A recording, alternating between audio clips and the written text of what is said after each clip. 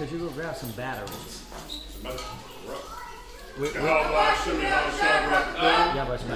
Chilling up in the kingdom, chilling with Yahweh Shai and all the brothers and the sisters, cooling out, having fun, drinking yayin with Yahweh Shai up in the kingdom.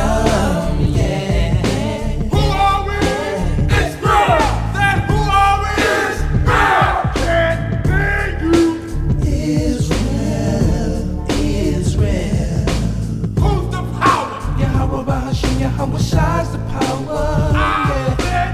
Who's the power? Yahweh Bahashim, Yahweh Shai's the power. Yeah. Chilling up in the kingdom, chilling with Yahweh Shai. Okay, Shabbat Shalom. Shabbat Shalom. To everybody online, everybody in here. We're going to go ahead and get class rolling. Today's announcements really is just going to be two things. Garments. Make sure you're working on your Passover garment. And then for brothers and sisters that drop alms, keep doing that. And the ones that don't, if you can help out with the school, we would appreciate it. All right. Other than that, there's not going to be any other announcements. All right. We're going to go into tonight's class. Touch on this Daniel's, the 7th chapter. So, does anybody got any quick questions? Something quick, because we're going to touching on this topic. It's going to be a lot of information. So, does anybody got anything quick? Live? Okay. So, the reason why we're touching on Daniel 7 is I'm hopefully I can get to this point. I can get to this point in Daniel's well, we're going to touch over getting to this point on what is going on today. So this is going to kind of lead us up to what is happening right now during this kingdom, empire, this nation. All right, so we're going to touch on that Daniel's 7. So let's, somebody get that. Listen, we've been over this before. All right. I know there's a lot of y'all that don't have it. There's some of y'all that do have it, okay? So, if I were you, I'd take good notes. Yes, it's going to be online, but you never know what happens with the online. Something could be stripped. They could take it down. You know, you won't have it. So, take good notes so you can get this out, all right? So, we're going to start at Daniel 7, verse 1. Daniel chapter 7, verse 1. In the first year of Belshazzar. Oh, okay, let me do this because we're going to go through this. You can take notes. Go ahead and sit down. Shaquat, where you at? Yeah. Oh, let him fix AC. Let him do that real quick. Go ahead and read for them so that we can get through this. So that way y'all can take the notes. I'm going to have Shaquat read. Yeah, go ahead. Book of Daniel, chapter 7, verse 1. Uh-huh. In the first year of Belshazzar, king of Babylon, Daniel had a dream. Right, so we're dealing with the Babylonian Empire, right? At this point, the Babylonians came into power in 586 BC. Now, the good thing I like about Daniel 7 is when you touch on Daniel 7, when you touch on Daniel's, you go into a lot of revelations, you find out that this is why the Bible is that much more a history book for us. Because all these points in Daniel 7, and when you jump to Revelations, you're not going to get any revelations down until you understand Daniel 7.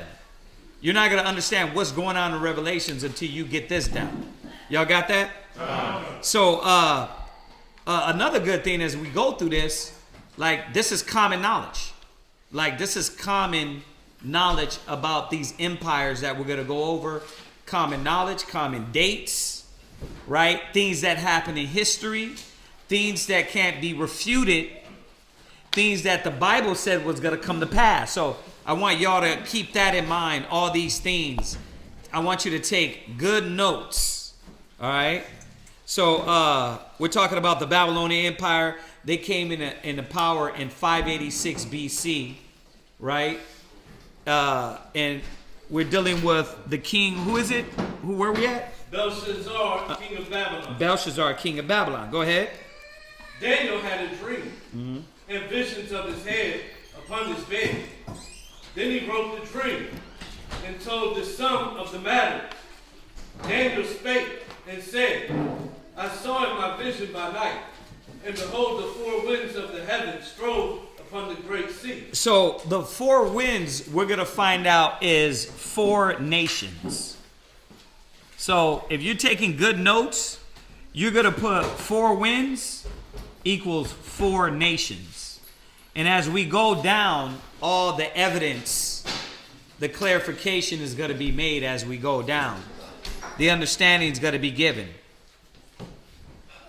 Right, so the four winds represents four nations. Go ahead.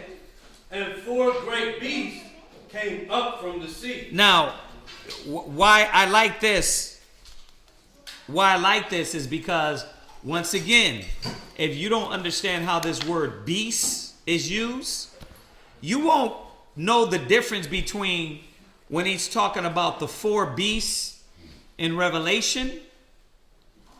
It refers to the beasts as nations, and it refers to the beasts as the angels.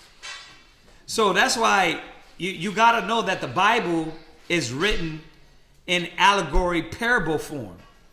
And if you don't know Daniel 7, when you get over to Revelations, you won't know whether he's talking about when he's pointing out the angels or he's pointing out the nations that are coming into power. So read verse 2 again. Verse 2. Daniel spake and said, I saw in my vision by night, and behold, the four winds of the heavens strove upon the great sea. Right, so the four winds represent four nations. The heavens represent, they were given power on earth. Okay? Because you'd ask, well, how? Well, we have to go over the whole breakdown on, we have to go over the whole understanding on that when you are in power, rulership, and authority, when you have power like this nation, you're in what? You're in heaven. You can yacht anywhere you want to. You can eat any good foods where you want to. You can dress whatever you want. You're not going to be looked at for your appearance at women. Women don't look at you no more for appearance when you're in heaven, right? They look at, you got money, you can look like Lil Wayne and get any woman you want, right? Like Splinter. You can look like Splinter from the Ninja Turtles, and guess what? Because you're in your heaven, you're going to get anything, right? Go ahead. And four great So it said four winds. Read 2 again. Four winds of the heavens. Right, so the heavens represent, they were given power, rulership, and authority on earth. Okay? And the strove is talking about they warred. So what like I said, it's all going to come out, but we got to go for point in every verse so y'all can understand what is going on. So when it says they strove upon the great sea, they strove, the nations warred against each other. The nations warred against each other. Hold on. Let him read out. He's going to read. The four winds of the heavens strove upon the great sea. Right. So this is talking about these nations warring with each other. Right? Go to Revelation 17 and 15. There's so much. I'm hoping I can get through to this. But if not, we'll finish it up. I really wanted to get up to this point today in this age. Read Revelation 17 and 15 to prove that the sea, when it refers to the seas, it refers to coming out of the nations. Read that. Revelation chapter 17 and verse 15. Uh-huh. And he saith unto me, the waters which thou sawest, where the whore sitteth, are peoples, and multitudes, and nations, and tongues. So when you go back to verse 2 in Daniel's, and it says, they strove on the great sea, meaning that these nations warred among the nations. Right? Because to come into power, what do you got to do? You got to overthrow some nations. You got to overthrow the kingdom that's in power to come in power. Okay? So you're at verse 3. So once again, verse 2, the four nations represented what? Or excuse me, the four winds represented, gave it away, four nations. The heavens represented what? They were given power on earth. And when it says they strove, these nations warred against each other. And the seas represent the nations. Okay, verse 3. Come. Daniel chapter 7 and verse 3. Right. If y'all want me to repeat that, just tell me. I might as well just slow it down. I already know I ain't going to. Go ahead. And four great beasts came up from the sea. Right. So that Revelation 17:15 is important. Why? Because it's showing you what? That these are not actual beasts. Right? Now, why did the Most High refer to these nations as beasts? Because a lot of the nations carry themselves like animals. What did he say about the sons of men? That they were beasts before you. Right? He said he looked at the estate of the sons of men and that they were beasts. So remember, a lot of times you're not going to really understand the scriptures. This is a problem with you got people that study by themselves. Because what they're going to do is they're going to get the books that got the footnotes in it, and then they're going to go off the footnotes. Well, who wrote that? The so-called white man. Now, I'm not saying they don't got some of the things on point, and that's where the confusion comes in, right? Because you're thinking, well, you're going to the definition. You're using the white man's definition, right? Well, how come it ain't right now? Because if you don't know the Bible in itself in its entirety, you won't understand when they veer off what is correct and what is not. See, their footnotes, their concordances don't determine what the Bible says. It was the logic of the scriptures that teach what the word is. Thy word is true. So if we're going to get a definition, the definition got to correlate with the Bible. If the definition ain't correlating with the Bible, the definition is wrong. Right? It ain't off of what the white man says, it's off what the scripture says. And a lot of brothers and sisters don't notice that. They don't know that. So when they're studying, they're going off of what Esau is saying in its entirety. And a little bit of seed of confusion will do what? It'll bring confusion through the whole thing of what you're going over or what your understanding is. Right? Who just had, yeah. I just want to see if you want the precept from each.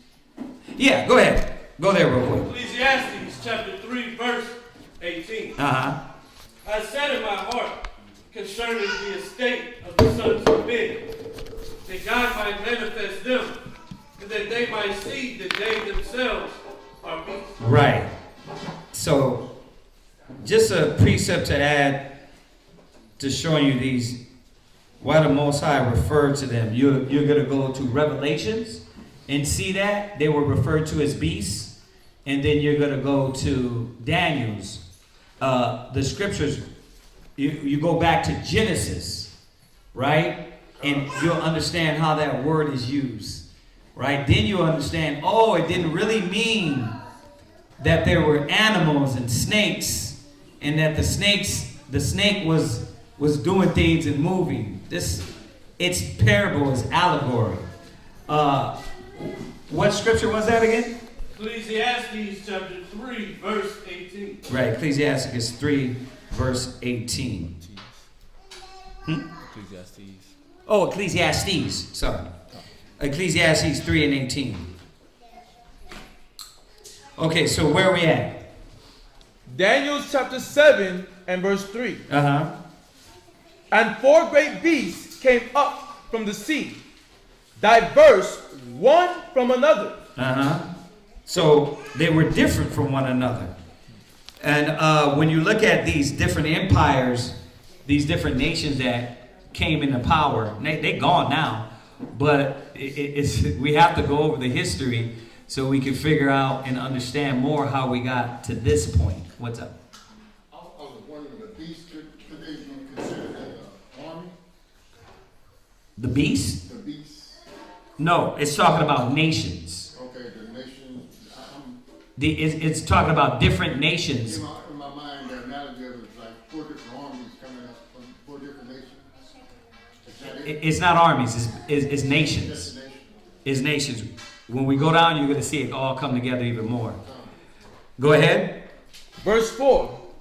The first was like a lion Right. So the first was like a lion. Go ahead. and had eagle's wings. Right. Now, if y'all Google this, you can Google Daniel 7, and they even tell you.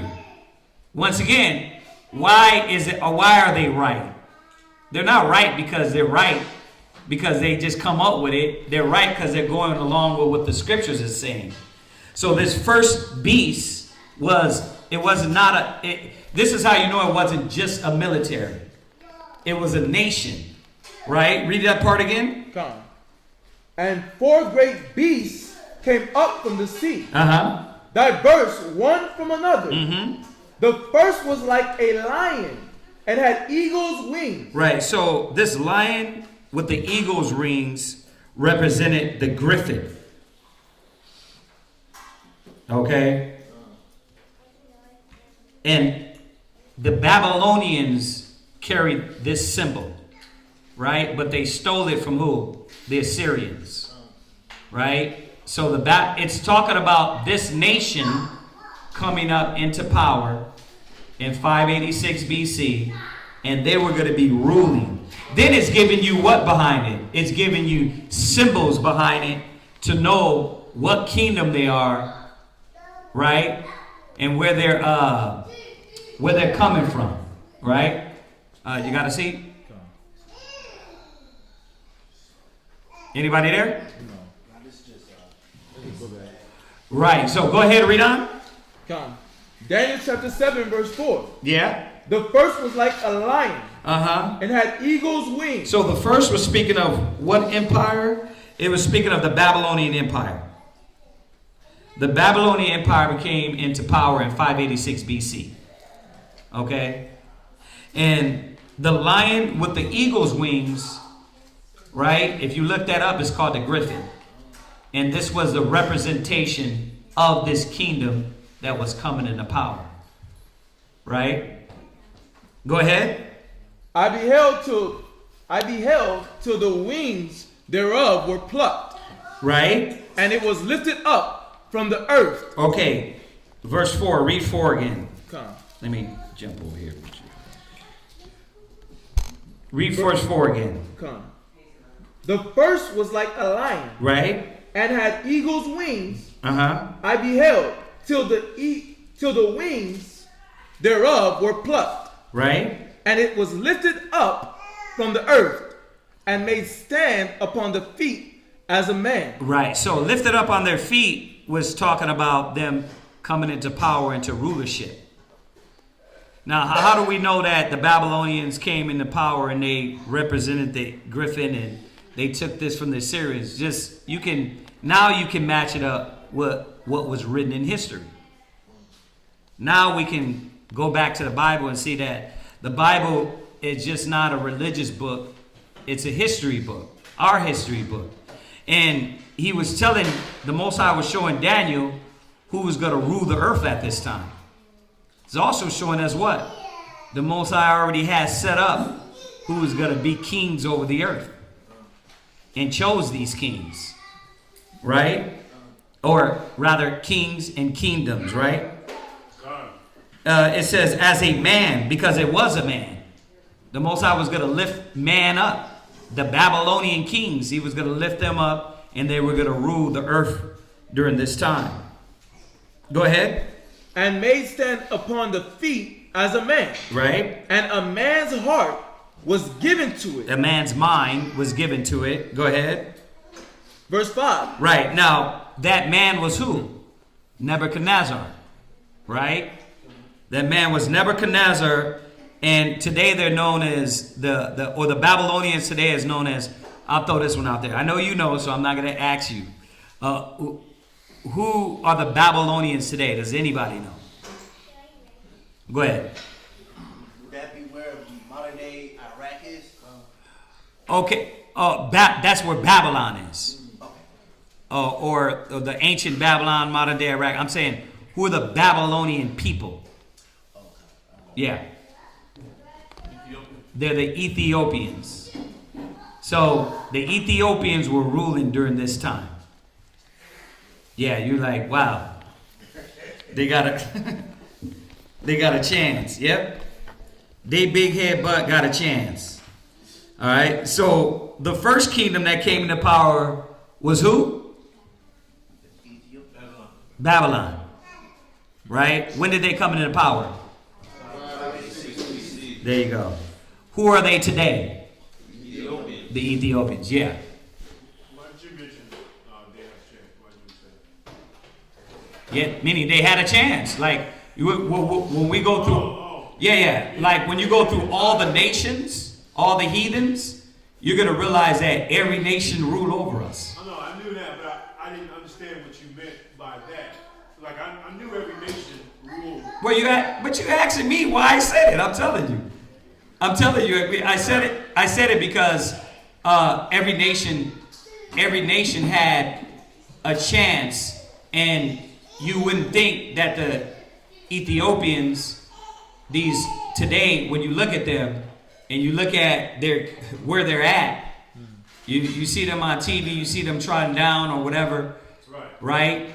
They're the least people you'd think, oh man, these cats ruled over the earth. They did. Okay. Yeah.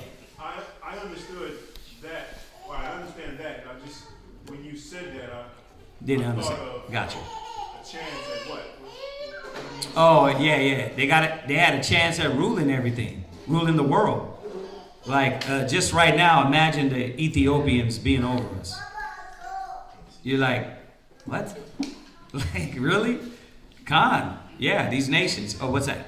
So that whole Ethiopian Jew thing, David, the Menelik, the first, Queen of Sheba, King Haile Selassie, all that's BS. That ain't in the Bible. I mean, we could talk about it, but it ain't no scriptures. Like Haile Selassie, he ain't in here, right? That ain't got nothing to do with our line, right? That ain't got nothing to do with King David, right? That's all make believe, right? If they want to make believe it, yeah. But I'm talking about what we're talking about. What's in the scriptures? You know what I mean? So I mean, we could talk about that, but what's the point? That ain't got nothing to do with us. Yeah. Different relics include like the original Torah, supposed to be the oldest Bible. The what? The original Torah was supposed to be the oldest Bible, so that means it's something they took from Israelites. Well, okay. It's not written down, so we don't know for sure, but it's history or archaeologists say that that's the oldest written Torah What? that the Ethiopians had. The oldest canon, the oldest written Torah. Yeah, but that ain't true. You know why that ain't true? You said it. Hey, I mean, I'm going by what I've seen or read. Okay, but let's go back to the Bible. Why that ain't true? I'm gonna have to start doing this because y'all are saying things and then you remember you don't want to formulate what's in your mind to be right unless you can prove. But I'm just talking. We're all friends here. Remember, we're okay. But what I'm trying to show you is that y'all got to go back to the scriptures. That's why the first statement I said was with the definition, right? Like, just because the white man said it, that don't mean it's true. It got to correlate with the Most High, because they could speak things that the Most High said and it be true, right? So why? Who knows why that ain't true? Why they? You gonna keep doing? All right, I know you know.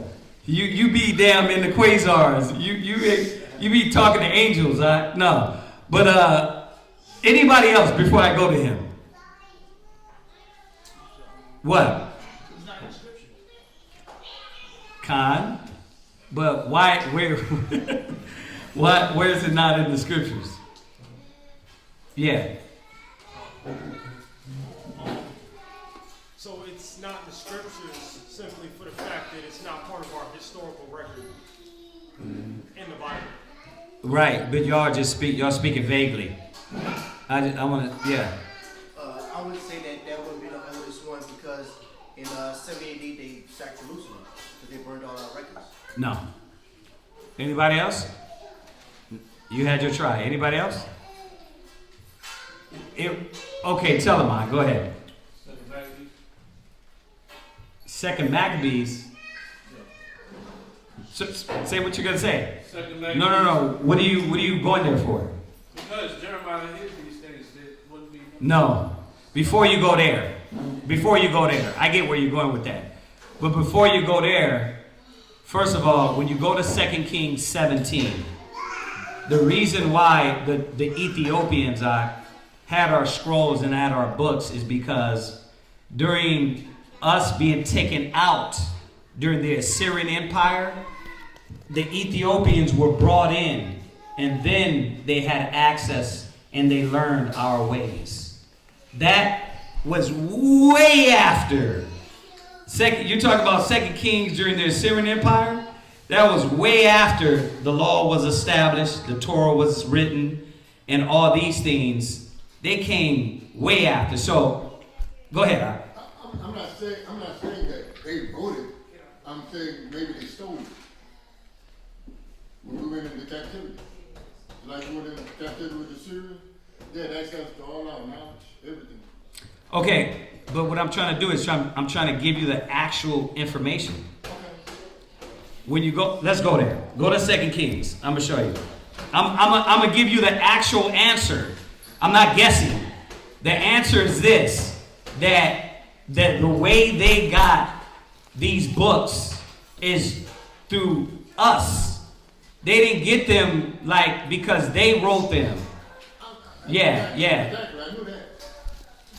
Okay. I was thinking they just got one when we went into captivity and this is what was ours. Let's go there. Go to 2 Kings 17. And you're going to go to... Start at verse 5 real quick.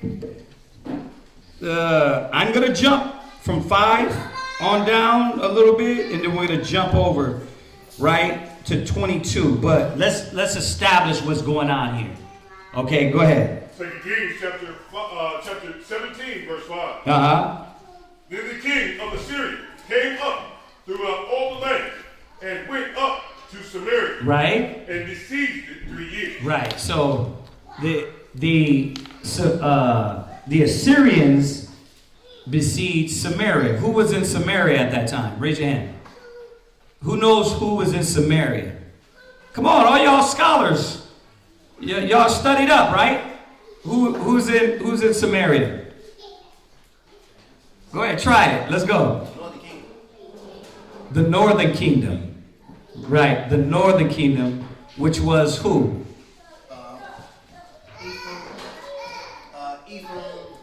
Zebulon. Right, it was ruled by Ephraim, right? So that's who was in the land of Samaria at this time. Okay, this goes into the 13 tribes. This goes into us coming to America.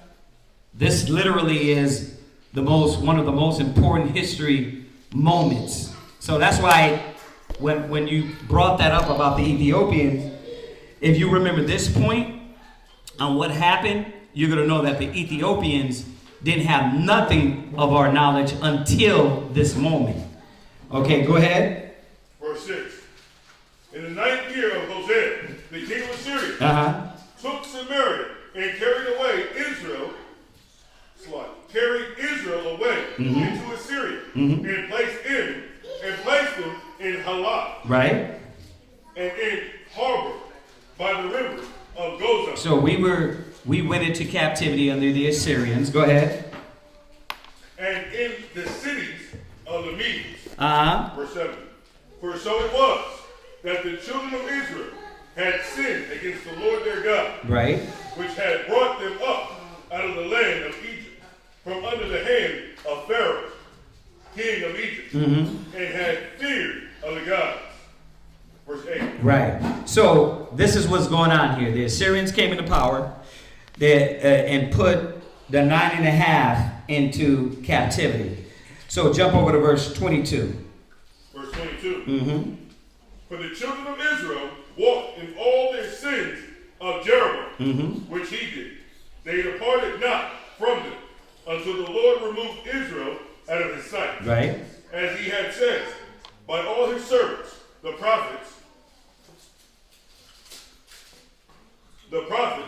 so was Israel carried away out of their own land to Assyria unto this day. Go ahead. And the king of Assyria brought men from Babylon. So as we were brought out of Samaria and out of our land, this is what this king did. He brought men from where? Babylon. Which are the Ethiopians. Go ahead. And from Kuta. Uh-huh. And from Ava. Uh-huh. And from Hamath. Right? These are all Ethiopians. Modern day. Babylonians. Go ahead. And from Sepharvaim. Uh-huh. And placed them in the cities of Samaria. Go ahead. Instead of the children of Israel. Now, we can really understand why Christ said, but go ye not into Samaria. Right? Because there was nothing but Ethiopians there, heathens. Then you'll understand a little bit more on why the Ethiopian woman said what? Oh, our fathers. So what she tried to do is graft herself in learning, right? Probably now translating from our books to their scrolls, right? Go ahead. And they possessed Samaria and dwelt in the cities thereof. Go ahead. And so it was at the beginning of their dwelling there that they feared not the Lord. Right. Therefore the Lord sent lions among them, which slew some of them. Wherefore they spake to the king of Assyria. Right. So the Most High started cursing them, right? Because they weren't meant for that land. So the Most High sent lions and to go over there and ravish them and destroy them. Go ahead. Wherefore they spake to the king of Assyria, saying, The nation which thou hast removed and placed in the city of Samaria know not the manner of the God of the land. Right. Therefore he hath sent lions among them, and behold, to slay them, because they know not the manner of the power of the land. Go ahead. Then the king of Assyria commanded, saying, Carry thither one of the priests. Do what? One of the priests. He said, go get our priests. So, once again, how do we know that they didn't have the oldest? Because if you need our priests to tell you, then you didn't have no scrolls written, especially when it comes to the Torah. The Torah. They didn't have it. So this is 538 BC, the Assyrians. Double check that on that date.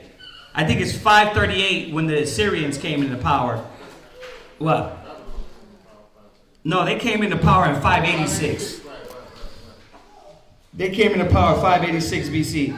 So check the Assyrian date to double check that for me. So what's happening is the priests had to come over, be brought over, and teach them. Go ahead. The priests whom ye brought from thence, and let them go and dwell there. Right. And let him teach them the manner of the power of that land. Right. You see that? So they had to teach them the manner of the Most High. Right? What else? Go ahead. Verse 28. Uh-huh. Then one of the priests whom they had carried away from Samaria came and dwelt in Bethel and taught them how they should fear the Lord. Right. So what did he have to do? He had to teach them the commandments. The fear of the Lord is to keep his commandments. So this is why, the Ethiopians don't get a pass. Like they got the most old or dated before the Torah, right? Now, if you go further than that, right? If you go further than that, where does the Torah come from?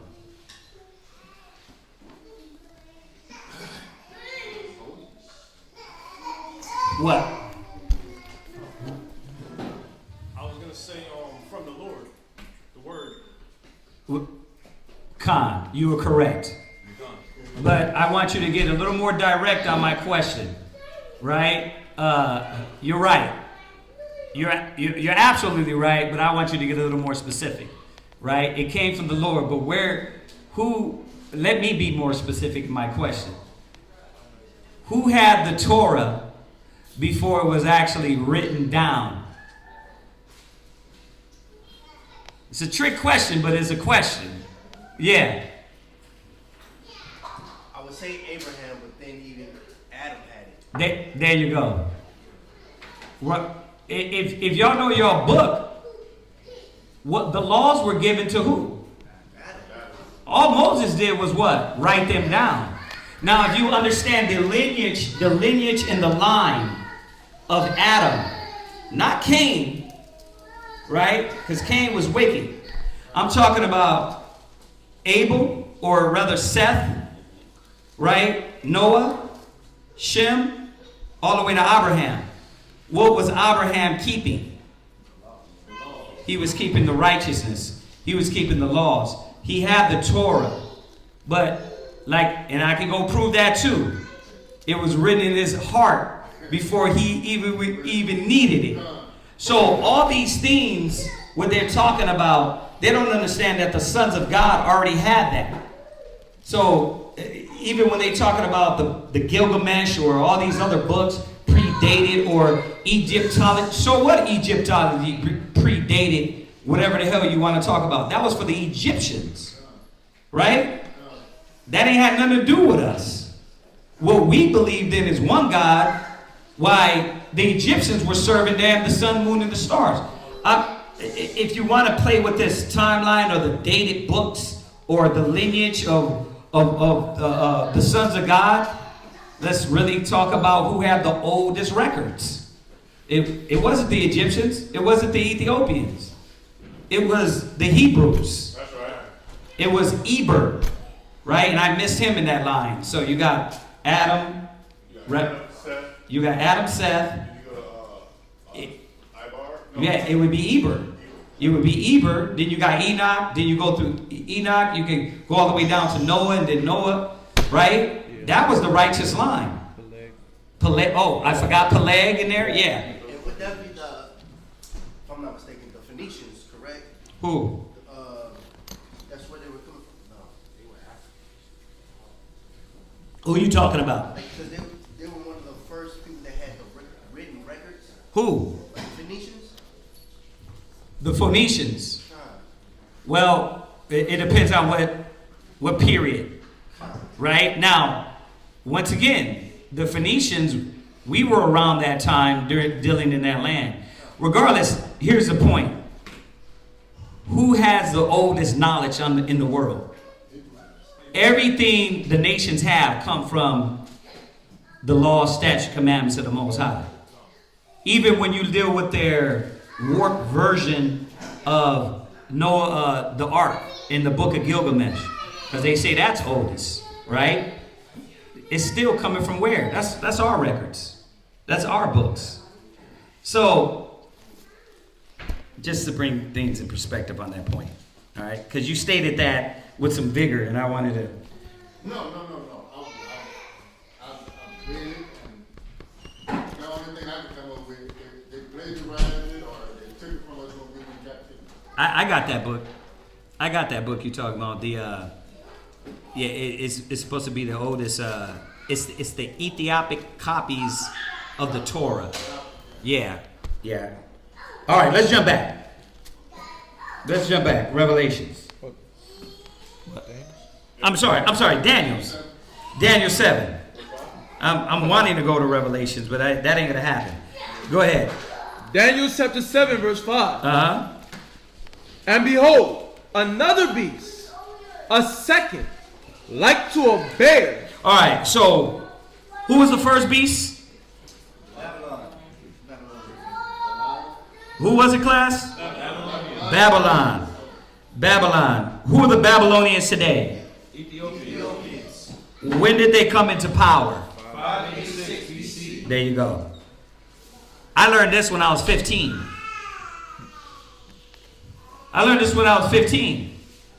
know what I mean? Y'all gotta be able to, if you're writing it down, you'll be able to have this, right? Then you can go back and, of course, every date, a few years discrepancy here, a few years discrepancy there. You're always gonna get that if you look up the dates. Why? Because that's what you're dealing with, the timeline. Esau tried to change the times, the seasons. So, but approximately 586 BC, right? Go ahead, verse 5. Come. Like to a bear. No, read verse 5 again. Come.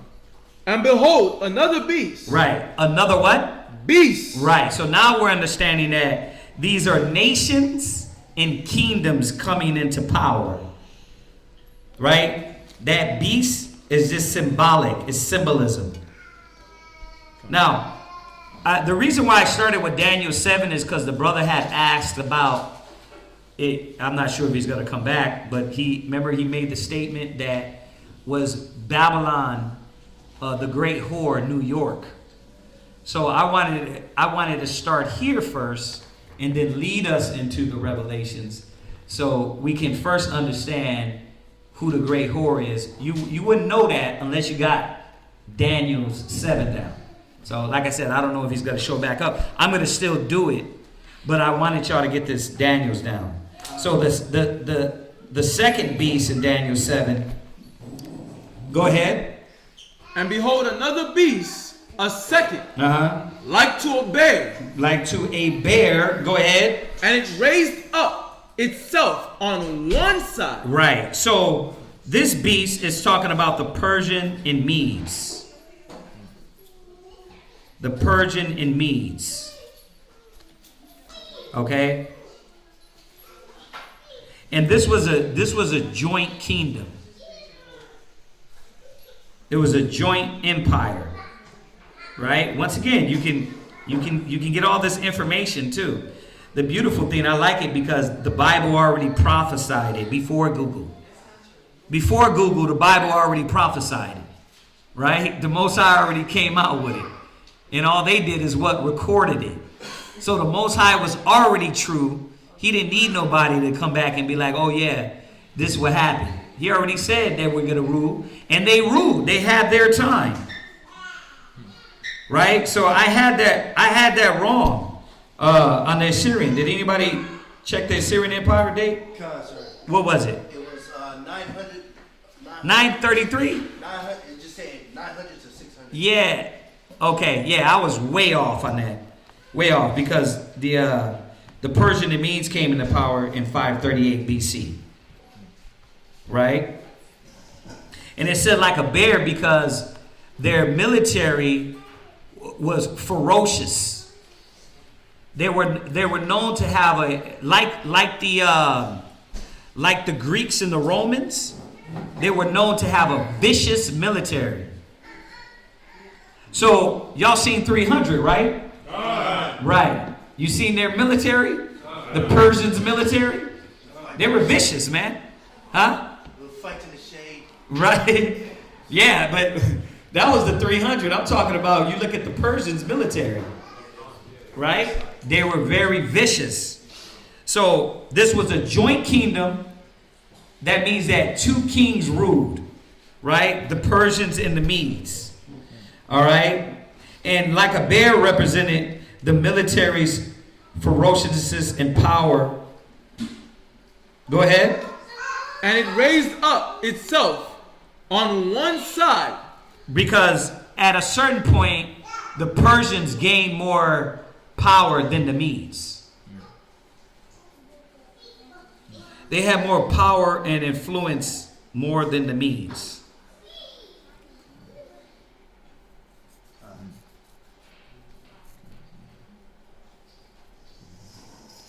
I won't move too fast if y'all want to write that down.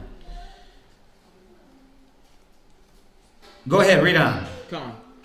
And it raised up itself on one side, Uh-huh.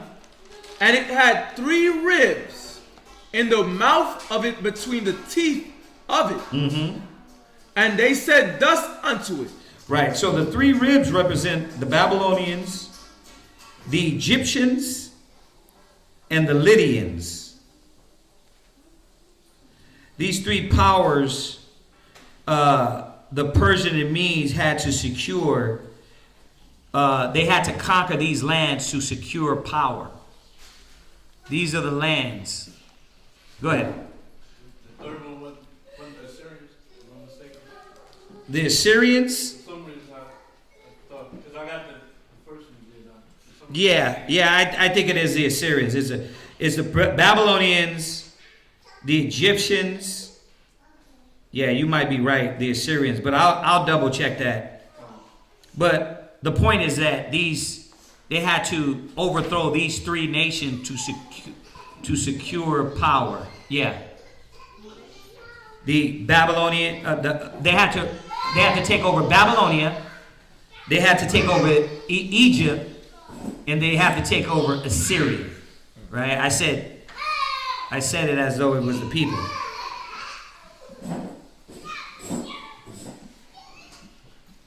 So who is the Persians today?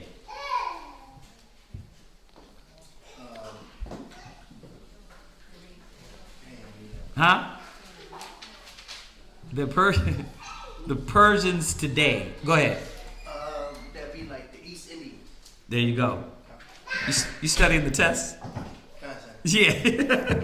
The Persians are the East Indians. There you go. And for the ones that study in the soldier test, this is like, you got to get this basics. These are just what we call basic things down, right?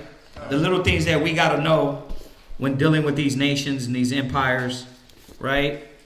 These little time periods, right? And of course, listen, you can go and open up different books and match this.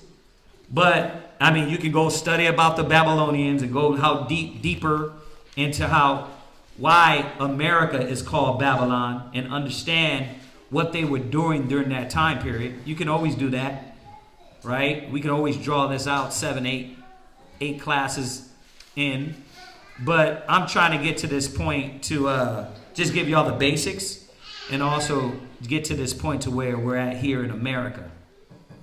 How do we get to America, right? Because a lot of people don't understand that. Well, how do you know America? One is the Edomites. That's the big one, right? They can't put it together, right? But the Bible puts it together, how these are the Edomites, right? They don't know how to put that together. And then 2, that this kingdom, another misconception, they think, because lack of understanding of Revelations, they think there's going to be another kingdom after America. After Christ come back, they misconceive Revelations where it says after 1,000 years, Satan's going to be loose. That was talking about history. That's confusion in itself, because it tells you Christ's kingdom is going to be what? Everlasting kingdom. But what I'm trying to show you is that Daniel's the 7th chapter, if you get this down and you understand this, a lot of all the other history and Revelation starts making a lot more sense when you start filling in the gaps. But if you don't got this down and you don't know how the Bible talks when it comes to seas, when it comes to the winds, that analogy is used a lot of time in Revelation. Right? Yes. Yeah. Samara asked, what are the 3 ribs again? The 3 ribs, we're talking about Babylon, Egypt, and then the Assyria. And I'm going to double check on that to make sure it was Assyria. But those were the 3 ribs that they had to conquer to gain a footing over the whole world. Remember, these nations at the time, they were conquering the whole known world, right? During that time. Okay, go ahead. Come. And I say air quotes, you know why, right? Because there was things going on all the way across the other world, right? That they probably didn't put their hand in. So at this time, it was the whole known world. Go ahead. Come. Yeah, I'm sorry. Yeah, one more. And she also asked, who are the Assyrians? The Assyrians. Who are the Assyrians today? Well, who are they? Who knows? The Assyrians.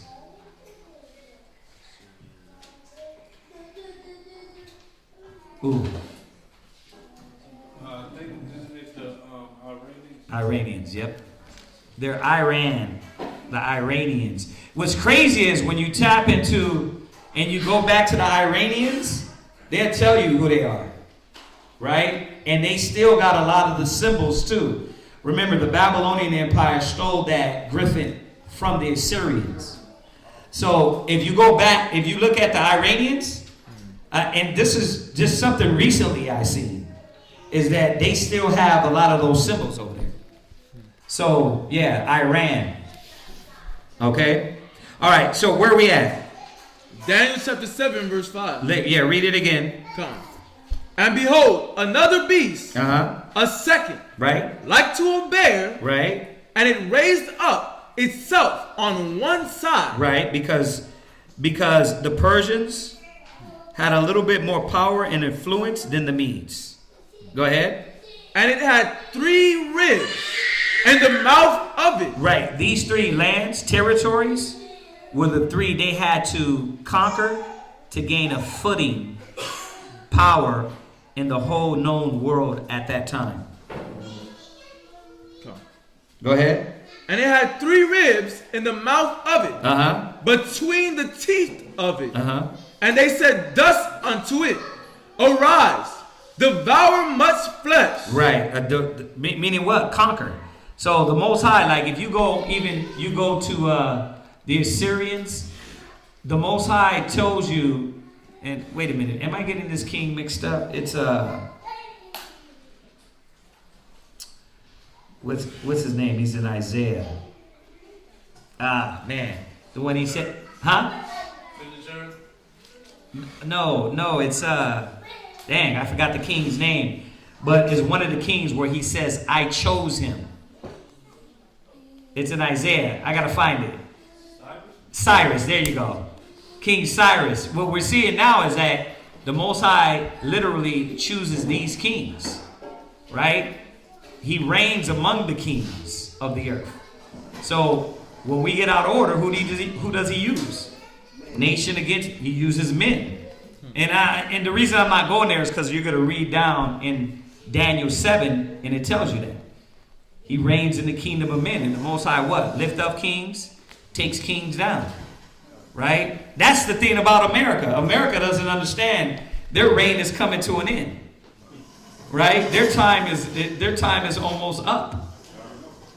Yeah. You think so? These demons, man, they probably do know, but you know what? They're going out kicking and screaming. Yeah.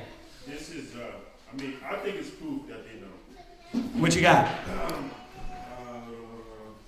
All right, so this is something from a video on YouTube or whatever, but it's a billboard in a state here in the United States, and it says, "Protect pregnant." Now, this is not what I'm talking about, but this is what the billboard said: "Protect pregnant men from climate discrimination." Right. So that word, climate, right? When they say climate change, yeah, that's what they're referring to, right? Is rulership. This is what they're talking about when they say climate change.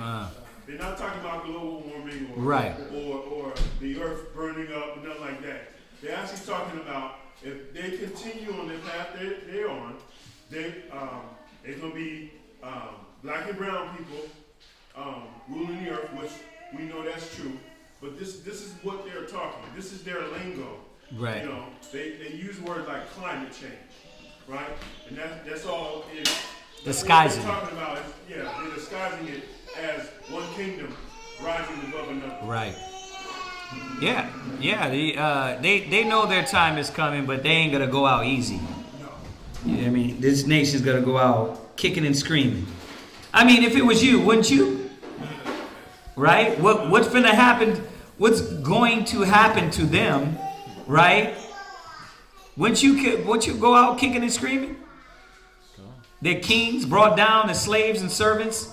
They know what happened and how they've been towards all brown-skinned people of the earth.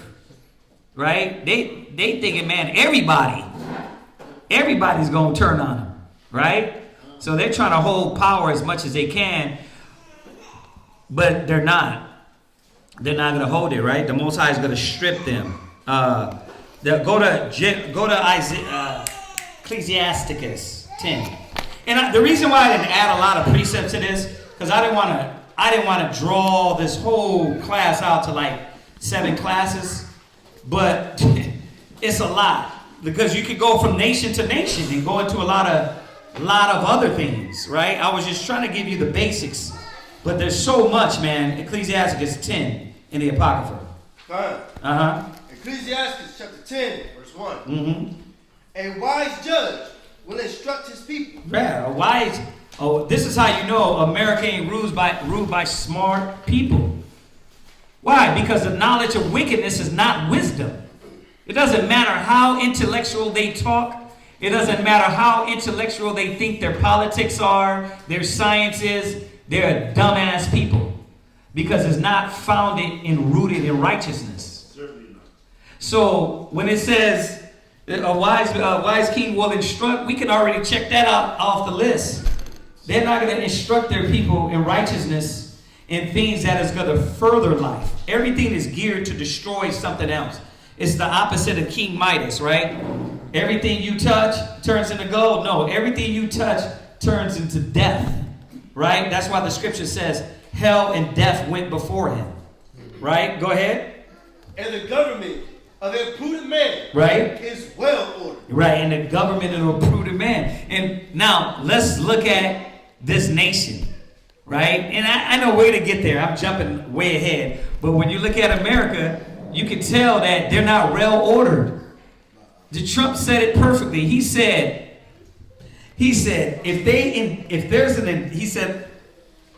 I feel if there's an indictment, there's going to be a lot of things that go on that they won't be happy about. This dude is literally saying he doesn't give a damn. Like the war that's going on in the inside with the Democrats and Republicans and all these things, right? The Most High is showing that this nation is dumb as hell. They're going to implode within themselves. And that's why I wanted to get to this other point, Daniel 2. But I got to get through this first, yeah. See, the one lets you know that the lawmakers can't control the law enforcement. Right. That tells you right there. Plain and simple. Oh, yeah. You can't keep your law enforcement from killing people. Nah. That's the least of their problems right now. They're like, we got to deal. I was watching on the news yesterday, because the Democrats are saying, no, actually, the vice president said what? There's not a problem with the borders, right? The borders are fine. So they sent like 100 people in front of her house, a bus of 100 immigrants in front of her house. Why? Because it's getting to the point. That's why I said Trump is perfect. I hope he gets voted back in. We should all vote for Trump. No, I'm just joking. If he gets voted back, it's gonna bubble. It's gonna keep bubbling up. Because when he came in, he let everybody's nuts hang out. He's like, bro, they don't care. The racism, like, you ever see the racism on an all-time, like, plain in your face, like the Little Mermaid? They did it. They're doing it to old girl that is starring in The Little Mermaid, the little Judite sister, right? They're spazzing on her, right? Then it was the guy from not the Lord of the Rings. The what's the other one? The swords and the what is it? The Iron Throne. Game of Thrones. The one Judite in there with white hair, locks. They lost it on him. Like, why is he in there? He's a rich black guy, and people are arguing, talking about, you know what? This is not even real. Why? You can see their kingdom is divided, and the hatred for us. It's the underlying subject. I'm jumping ahead, man. Let's get through this because we won't even touch on this. Go ahead. Come on. Daniel chapter 7 verse 6. So we know the first kingdom is the Babylonians, 586 BC. The second kingdom is the Persian Empire in 538 BC. Right? The third kingdom. Here we go, y'all. Read. After this, I beheld, and lo, another. Right? Like a leopard. Like a what? A leopard. Now why? Why is it known? Why are they known as the leopard? Right? Go ahead, Arya. Because of how fast he conquered the whole dark known race. Who? We don't even know. Hold on a second. That wasn't even the question. You ready? You want to like... Okay, so why the leopard? Why are they going to title this nation as the leopard? Right? First of all, it's talking about the Greeks. Okay? And it's going to talk about Alexander the Great.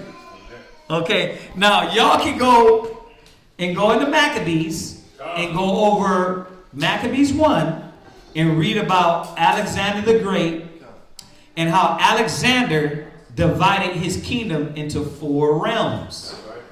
Right? This is right with the scriptures. This is easy history for y'all. But y'all gotta be awoken and catch these little history. Then you can establish a timeline on what is going on and how the Most High simplified it for us. Who's gonna rule in the earth? Right? Who's going to be the latter kingdom that rules on this earth? Now, we're not going to get that today, but, scripture-wise. Y'all know who it is already, but I'm saying scripture-wise. Right? So this third kingdom was the Greco-Roman Empire. And y'all understand why I say Greco-Roman. But let's just say the Greeks right now at 333 BC. Yeah, under Alexander the Great. Alexander the Great, whose father was Philip of Macedonia. Right? If y'all seen Troy, they were fighting against the Macedonians. Right? Well, these Macedonians, that was their real name. Now, what's crazy about this is that, and I'm not going to do Yeshaya, I'm not going to pull up all the books right now, but when you go back to the original Greeks, before the Macedonians, guess who that was? What? Israel. You're right, once again. You're totally right, but a little more specific. Yeah. What? It's the Etruscans. The Etruscans were like the images of the Etruscans. These cats were all dark-skinned people. Yeah, with locks. So the Etruscans. You need to look those people up. So when you get this Greek history, and then you're thinking like, well, damn, these cats was black. Well, who are these? Well, remember, the white man came out of the caves. And who is he? He's everybody. He's a vagabond, right? He's the ultimate couch surfer, right? That what? He goes from nation to nation, Who's seen the talented Mr. Ripley? Huh? Or 6 Degrees from Separation with Will Smith? What did they do? They adopted, they lied, they said they were this person or that nation, right? But they were really bums, right? Job said what? I would not even have my dogs sleep with them. That's right. Yeah. Yeah, because when the Babylonians, they the ones that sacked Jerusalem, and they said the Edomites are the ones that burned the temple. Right. So they was amongst the Babylonians. And they came back from Babylon. The king of Assyria had put the Cuthians in Israel, right? Yeah. But in First Ezra it says that the Edomites had to get back their villages.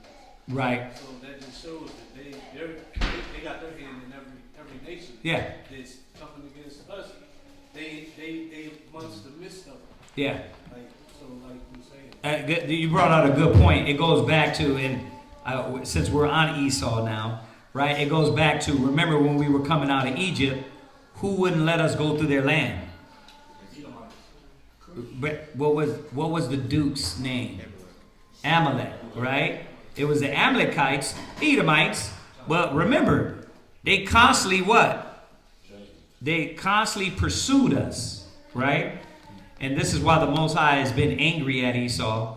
But you're right. They have their hands in everything. They adopted every nationality and identity.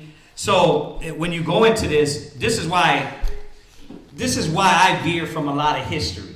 And the only reason I'm telling you biblical history, because we need to know this, is because one minute you're reading that the Greeks, the Etruscans were dark-skinned, and then you're like, wait a minute, but now they're white people. Right? And you're like, now you need to find out, well, when did that change? Then you got to find out, okay, so when we were there, where was that? What was it? It's like when we talk about the Dark Ages. You hear brothers always talking about we ruled in the Dark Ages, right? Well, you got to figure out at what point they came in and intercepted and started from being black kings to what? Edomites. So now you got it's a lot of information in there, you know, that, and I'm not knocking anybody, because I'm always on the phone with Yeshaya High Priest, and he's giving all that information. I'm just saying this. I like to be where I can prove all things. When you deal with a lot of history, right, you always got two sides of the argument. Like even like this, the dates. We got to have a discrepancy on the dates, because why? They changed the time, they put the wrong dates out there, they try to throw things off. Yeah, to stir confusion. You see that? So it's just things like that, you know what I mean, that we got to keep in mind when we deal with a lot of history, and beware, because it's his story, right? So yes, we can Google this, but we only have scriptures so much, and then what are they going to tell you that's truth and lies? That's where Satan is always deceiving us. He mixes truth with the lie, right? He might give you the empires, but he's going to mix something in there to tell you a lie, and you got to be careful with that. You know what I mean? So I'm not saying don't study these histories. I'm just saying you can't always go on the history. You can't. It got to be the book. It got to be the scriptures. And then from that, you're going on the history. Y'all see that? Because it's his story.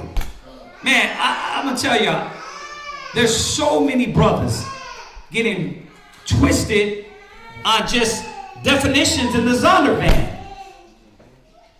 You got to think about that.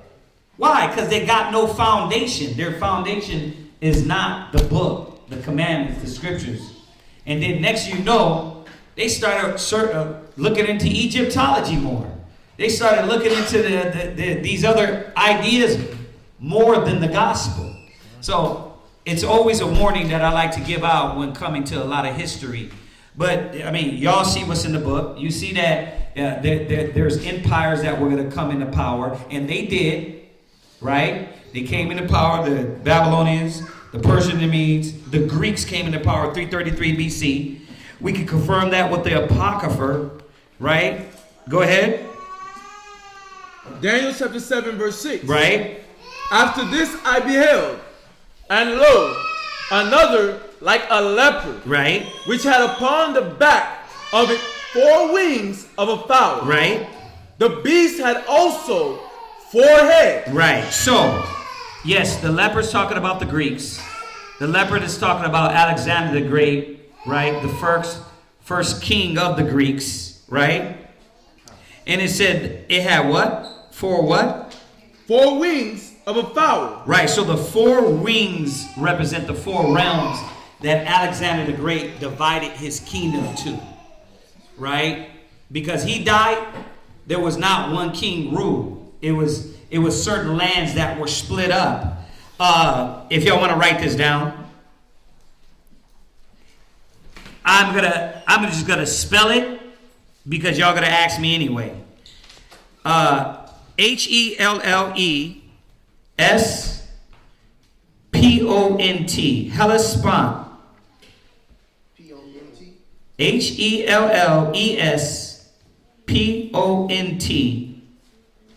And this consists of Greece and Macedonia. This was one man would govern this part of their kingdom, right? Now, listen, this is where when you go back to First Maccabees, you can go into the details of what was happening and how they were corrupt, they were filthy, and they were killing each other, right? They were corrupt and filthy and killing each other. When these kingdoms were divided, when Alexander the Great died, they started losing it to see who can gain actual power over the whole thing. Yeah, who had their hand? Yeah. Hellespont. It consists of Greece and Macedonia. Right? And Cassander ruled over that part. Cassander. Cassander ruled over Greece and Macedonia. Then you have Thrace and Bithynia. Thrace.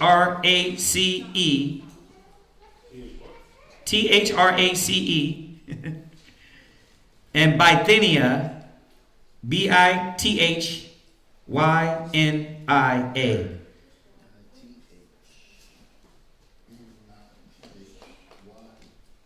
Bithynia.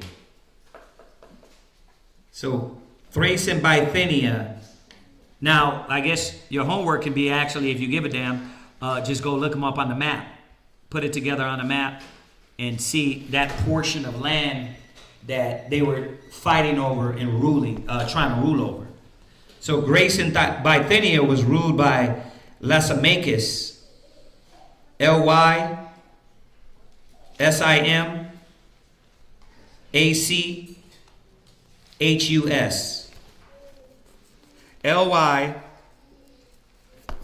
Lysimachus.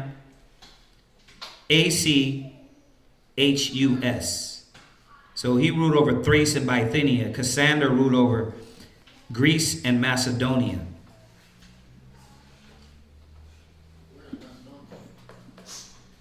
It's still there today. Over in Greece. The Greece area. Yeah. Now we had to get a map for me to actually find it, truthfully. But it's still there. Ruled by who? The Greeks, right? Then you have Egypt. EGY. I'm just messing with you. Egypt was ruled by Ptolemy.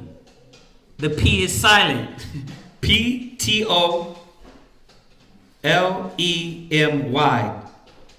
It was ruled by Ptolemy. And then Y'all got that, right? And then Asia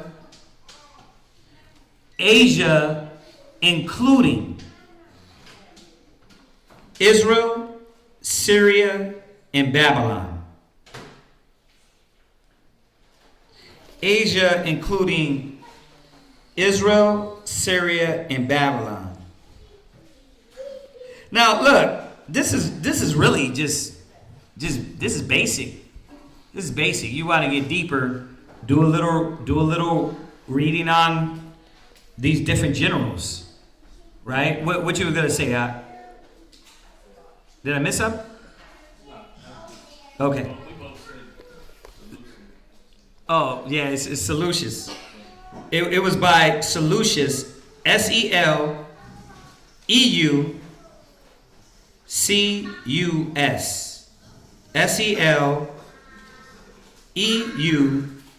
Seleucus. So Seleucus reigned over Asia, including Israel, Syria, and Babylon.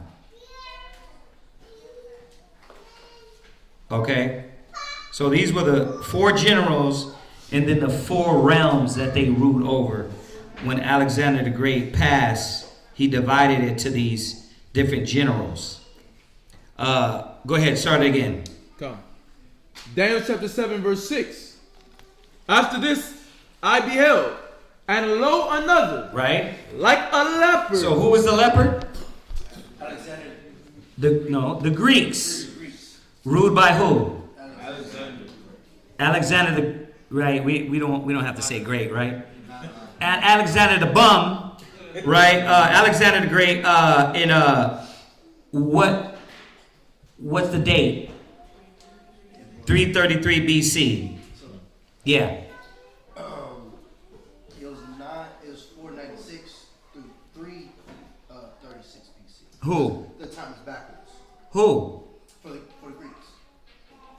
Yeah, the time is backwards, but they started their rule in where? In 496, so it's going backwards from Christ. Yeah, no. It had to start in 333 and go.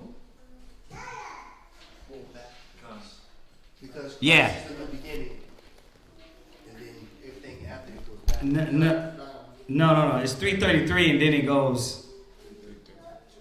Then it goes backwards. And that always confused me too. But yeah, it's 333. That's when they came into power. And then yes, the time is like you're saying, but it ended somewhere maybe 430. You said 38. No, with the way they have it here. Who has it? I'm messing with you. God, Yeah. the way they write it is like the ending of the period was 336. I think we're saying the same thing though. We just the point is this. The end wasn't 333. If you're thinking that ain't it. Because they came into power at 333. Yeah. It must be how you're reading it. Because it is confusing. It took me a long time to understand that, the time period, how they started going backwards and all that. All right. So y'all got that, right? 333. They came into power. Why? Because who overthrew them? Huh? Right. When? Just to show you about your time. When did they overthrow them? Right. We'll touch on that part. But just to show you like the time, it did, but I don't know what you're reading, but the Romans overthrew them in 227 BC. So maybe you want to see what they're talking about at that point. Maybe when they lost power, they're trying to point out when they're losing. Right. You know how they start coming out of power and then another nation comes in at a certain time? Right. Yeah. Can I ask the dominion in verse 6 meant the 4 realms, right? Right. So read verse 6 again. Sorry. I kind of jumped. Go ahead. Come. After this, I beheld, and lo, another, like a leopard, which had upon the back of it 4 wings of a fowl. Right. So the 4 wings represent the 4 realms. Go ahead. The beast had also 4 heads. Right. So we know the 4 heads are the 4 generals. Right. Go ahead. And dominion was given to it. And they were given power to rule. That's all it's saying. It's crazy how Daniel is writing this and when? In the Babylonian Empire. And this ain't happened for how long? All the way down the road? 333 BC? Yeah. So he knew this. How long before this other nation even came about? The Most High was with these men, man. He was with these men. Go ahead, read on. Verse 7. After this, I saw in the night vision. Yeah. And behold, a 4th beast. Right. So the 4th beast is talking about the Roman Empire. You see how these are nations? It's not just their military. It's their nations. It's kingdoms coming into power. Yeah, we know they come into power through their rule, through their dominion, bloodshed, with their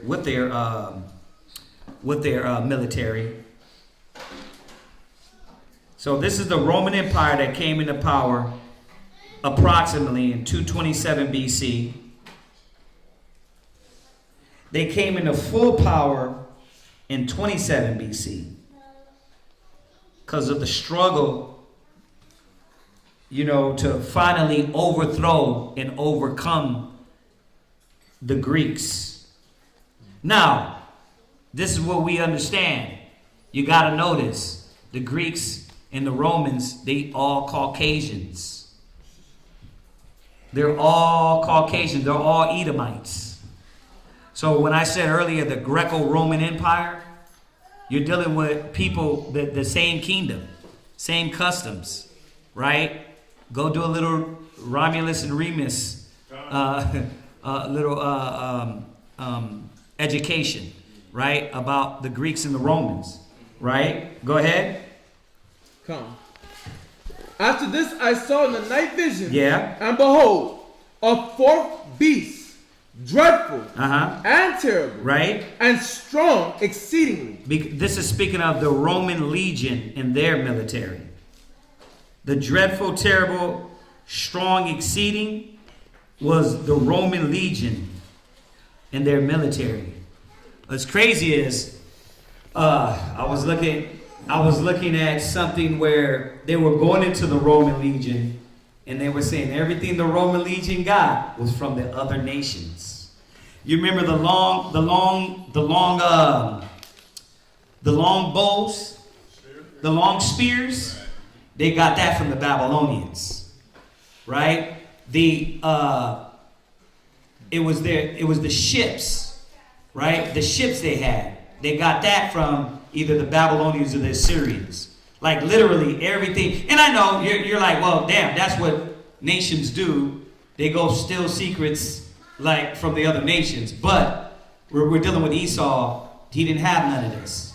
He was losing. They were losing until they start getting this wisdom from the other nations. Esau wasn't wise. Yeah. It's still like that today. They everything that we come up with, they steal it. Exactly. You know what? We were talking about this the other day, but Kanye, he threw something out there. He said he was talking about how when he saw Snoop Dogg first wore a what's that white boy's name? The old white boys, man. Not Mark Ecko. Tommy Hilfiger. He said when he first saw, he said that Snoop bumped into Tommy Hilfiger and he literally took off of the mannequin the shirt. They said when Snoop put that shirt on and he was on TV somewhere, it said that Tommy Hilfiger sold out everything the next day. Everything. Why? Because they steal all of our influence. We know that. They steal everything. We're the style, we're the swag. And this was, remember, Tommy Hilfiger was for preps, nerds, right? It was for bougie Edomites, right? Nah. Yep. He said, right? Nah.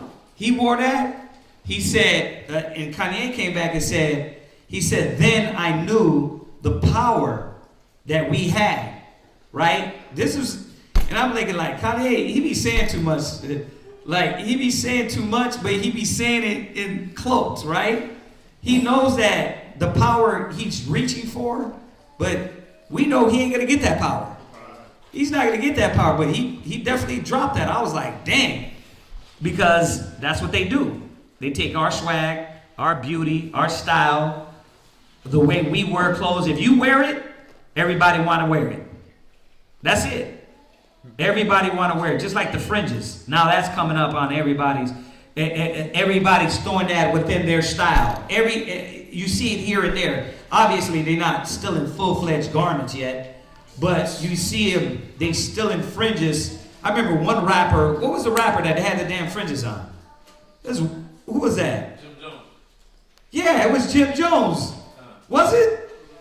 I remember, I seen it just recently, but he had fringes on. I was like, what is that? You said he had a hoodie? It was the hoodie. He had the Nah, this cat I had seen, he had pants on. Oh, you know what? It was that white boy. What's his name? The new white boy. Jack Harlow.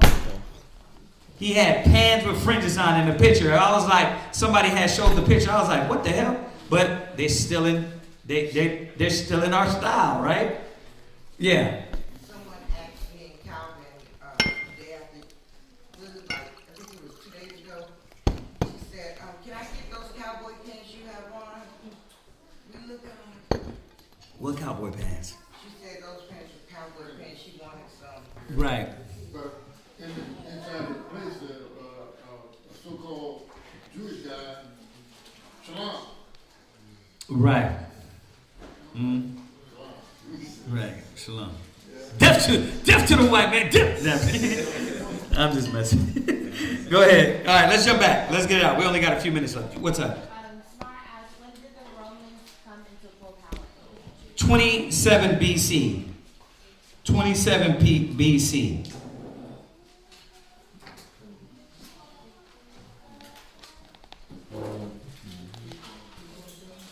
Yeah, they came into power in 227 BC, but they came into full power in 27 BC.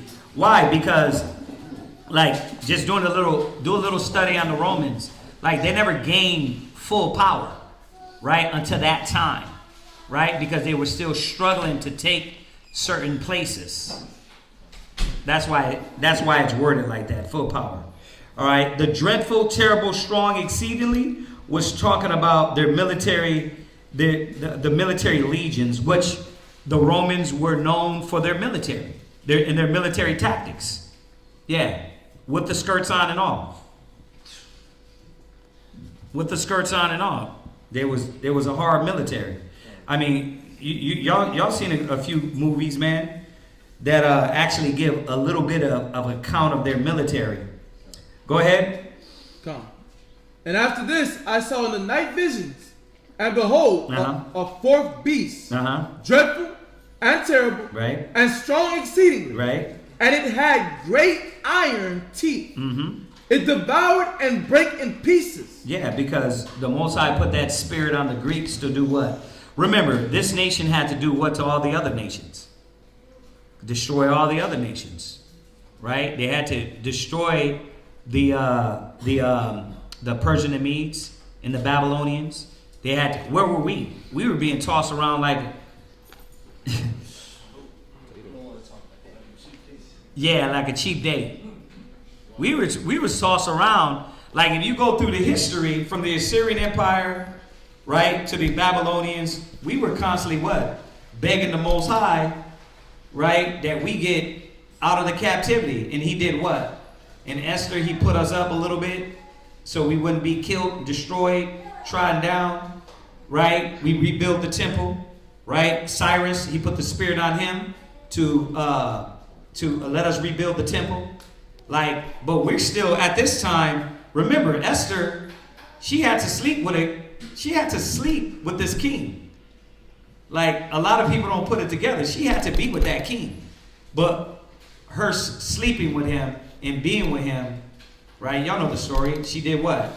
She was giving Israel, the pass from being destroyed. So it wasn't like our history in the middle of all this is slaves. We're slaves right now. Go ahead. God. It devoured and break in pieces. Right. And stamped the residue with the feet of it. Right. The residue of what? All the other nations that weren't stamped out and beat down by the nations. Yeah. I know the struggle you talking about, between the Greeks and the Romans. That's in Maccabees. Yeah. Well, I don't know. A little bit, a portion of it. Yeah, a little portion. Yeah. All right, go ahead. Come. And stamped the residue with the feet of it. Uh-huh. And it was diverse from all the beasts. Right. Now, why was it diverse from all the other beasts? It was why was it diverse? Yeah, you. Oh, you know? Because it was mixed with so many conquered people? No. Well, why? How was it diverse? From all the other beasts. I thought you had that one. I didn't raise my hand. Oh, okay. Yeah. It was diverse because the Greeks ruled with a democracy. All the other nations ruled with a monarchy. So this is where democracy or demonocracy came in, right? No. I'm sorry, the Romans. I said the Greeks. Yeah. But Khan. It's the same thing, but yeah. Be technical. They rule with a demonocracy. If you look up that word demonocracy, or it says a body, or democracy, it says a body ruled by demons. I seen it myself. I couldn't believe it till I actually seen the definition. And Yeshaya sent me it, right? It's demonocracy or democracy. A body ruled by a body ruled by a body of demons. I think it's worded like that. So Rome didn't come in with the monarchs. They came in with what? Democracy. We're going to vote. We're going to pick and choose. The deception within that is what America picked up, right? Democrats and Republicans, right? What's that? They also picked up the Senate too, right? Right, a Senate, right? The Republic, right? Go ahead. Come. And it was diverse from all the beasts that were before it. Uh-huh. And it had 10 horns. Right. So the 10 horns. Now, remember, I keep telling y'all this so it can click when we go over Revelations. Okay. So the 10 horns, right? You're going to read about these same 10 horns in Revelations. That's how you're going to be able to put these nations together. We're not going to go there now.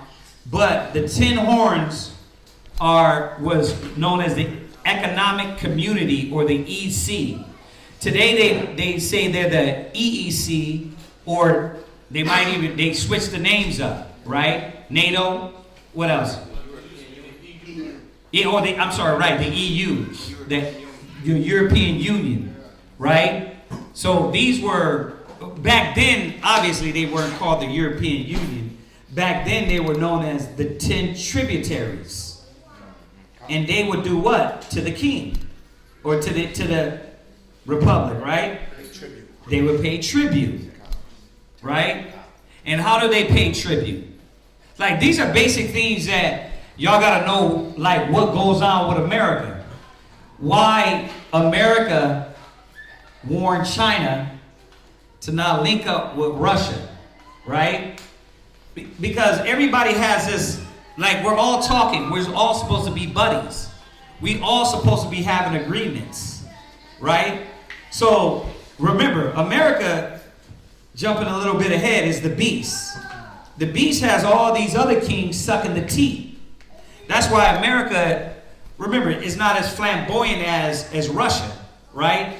is not going to come out and tell you, like, we're just going to bomb your ass. But what America will do is do what?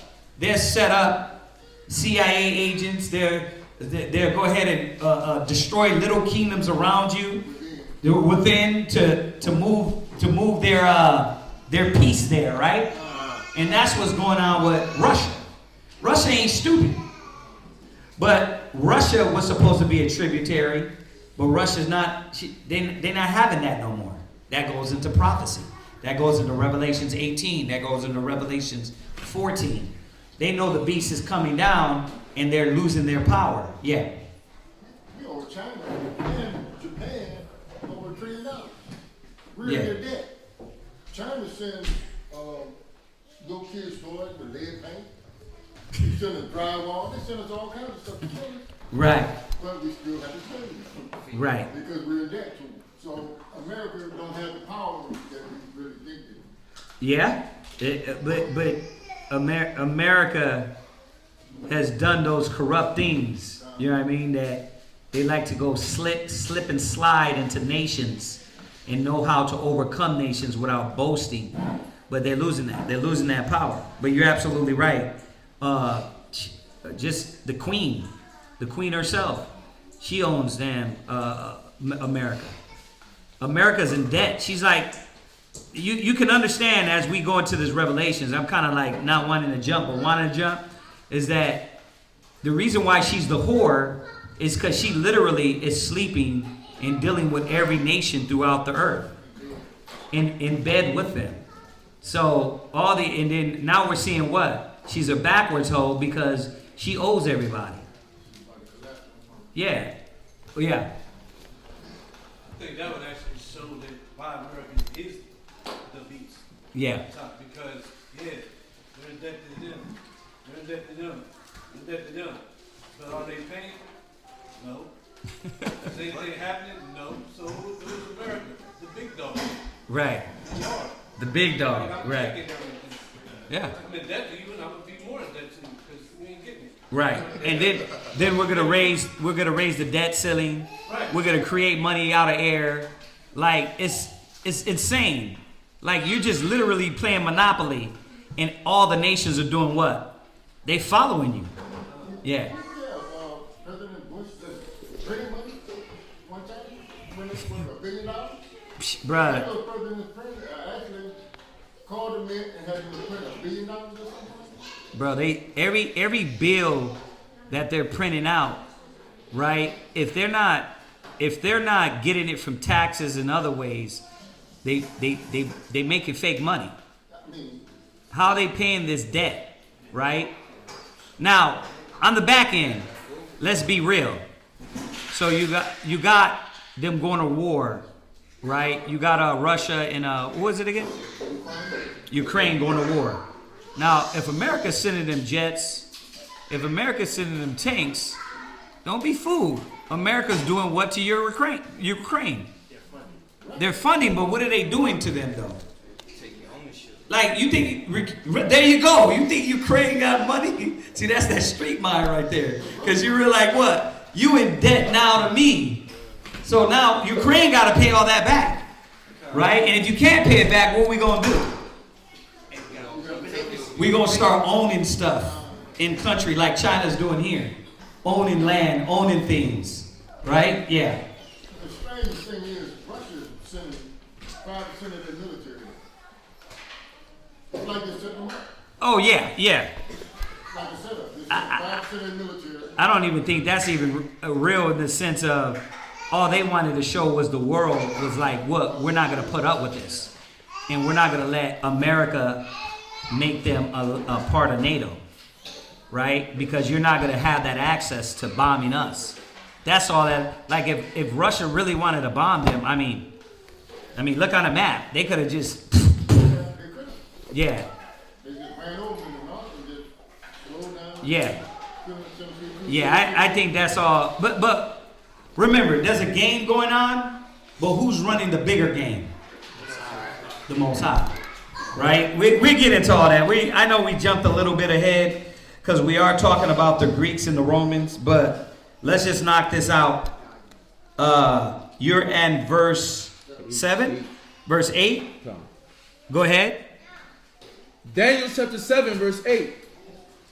I considered the horn, and behold, there came up among them another little horn. Right. So now this little horn, right, is talked about in Maccabees too.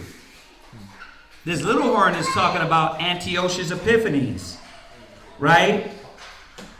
Because he came through the line, Antiochus came through the line of Seleucus. Yeah. I don't got that written down. Yeah, he came through the line of Seleucus.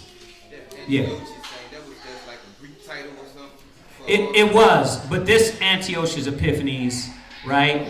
This cat was vicious, and he took all the other generals out of the way. That's when he got full rule. Exactly, yeah. But he came through the Seleucus line, so this was further down in their reign. Okay, read that again. Come. Verse 8. I considered the horns, and behold, there came up among them another little horn. Right. Before whom there were 3 of the first horn. Right. Plucked up. Right. By the root. You see that? So for him to gain full power, he had to pluck up the other ones, which were, if he came through the Seleucus line, right, he had to take out Lysimachus, Ptolemy, and Cassander, their line, to gain that full power. Right? All right, go ahead, read on. Come. Before whom there were 3 of the first horns plucked up by the roots. And behold, in this horn were eyes like the eyes of men, and a mouth. Now, let me say this, because as we go on, this little horn is also speaking of America, because there's an empire that comes out of the Greeks and the Romans. There's an empire that comes out of them, right, that we're going to talk about. We're going to talk about that, not tonight, but we're going to talk about that empire that comes out of them. But we know the man was Antiochus Epiphanes. We know the empire that eventually comes out and gains more power than any of these kingdoms is what? Is America, right? Because the Greeks and the Romans eventually fall, right? And these other little nations start coming up and ruling, right? What is this setup about? Is this setup about just telling us what nations are ruling? No, if y'all understand the Bible and you go to Revelations and you understand how and why John the Revelator was given and talking the way he did, there's no way on earth this Bible would last unless the Most High put the Spirit on him to speak in code. There's no way. You weren't going to say Edomites, the so-called white people, or the red person. You weren't going to do that. But he did do that. But he did it in code. So all of this is to show us, who is ruling in the end of the world. These cats are Babylonians and Persian Medes. Who are they? Who gives a damn about them? Who's ruling now? Well, we wouldn't know that. The Most High knew what we were going to need, which is what? This kills that, I'm jumping ahead again, that the Japhet are the Edomites. See, this is going to kill that when you learn about the empire, the nation, the people that are ruling during the last days. Because we're in those times. Ain't nobody going to rule after this. You can duly say in your head that this is the last nation on earth before Yahweh Shai comes back. It's not going to be any other nation that rules. It ain't going to be China. Oh, China's going to come up. They're going to rule. No, it ain't going to be. No. There's no way America will go down like that. It ain't going to. If you wanted to say Russia, well, that's another Edomite anyway. So what does it matter? Right? But that ain't going to happen. Right? It's going to be this nation, this kingdom that brings us to the destruction. That's what we wanted to figure out, right? who the people that's ruling? Right? Who are they? Who are the ones that's going to conquer us in the last times, in the last days? And yes, a few history books, because when you go into the Greeks and the Romans, and you go to the, I didn't want to bring it. I was like, let me just, nowadays I'm just like, let's keep it basic. But y'all know the books we got to prove that the Romans are what? The Edomites, right? Okay, that these people were known as the Edomites. But that's what we want to know. That way it won't be misconstrued who are the people in the end of the world, right? So just keep that in mind, like as we go over all of this. You're saying, well, what is this needed for? Well, who was out at the one summit where Benjamin had to break it down to Esau?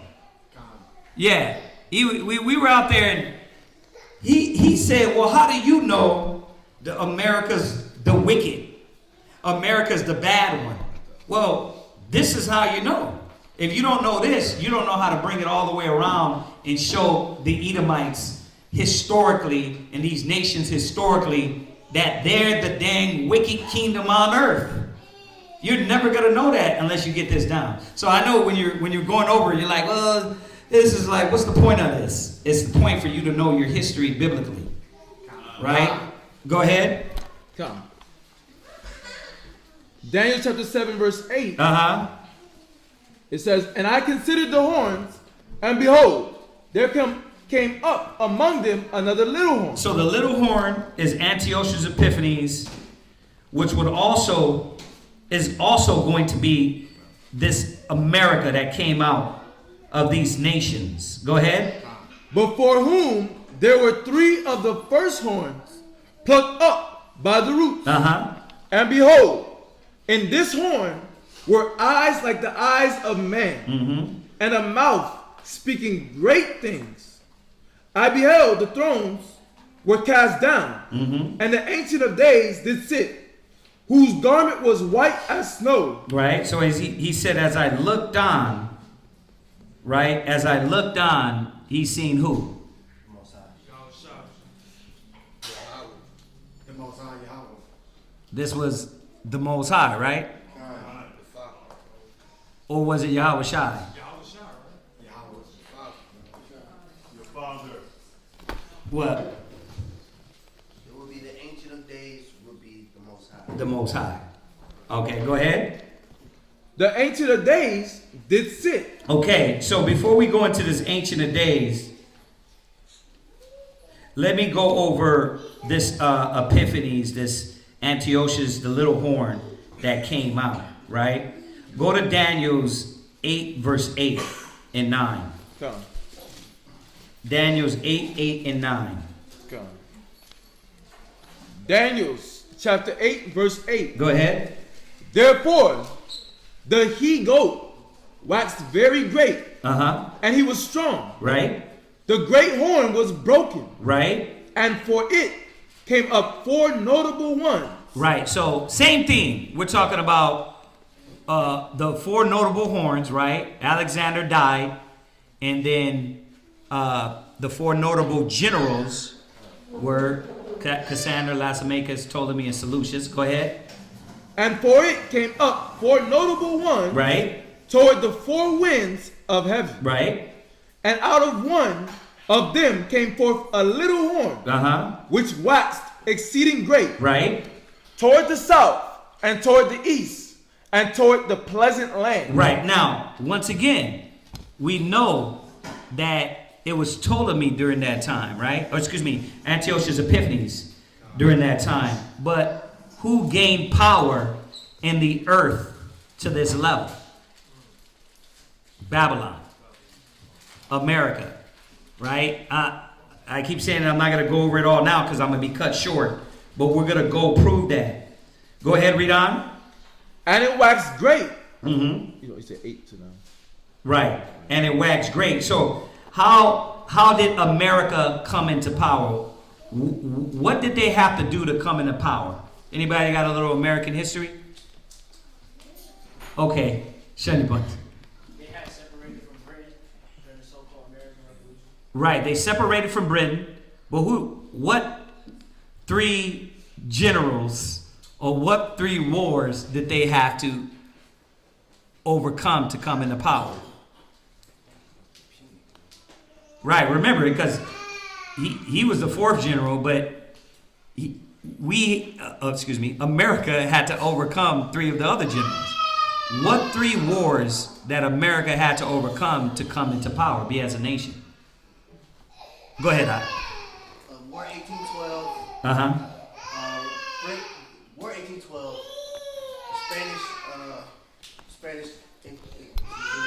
The Spanish American War, the French American War, and the War of Independence for Britain.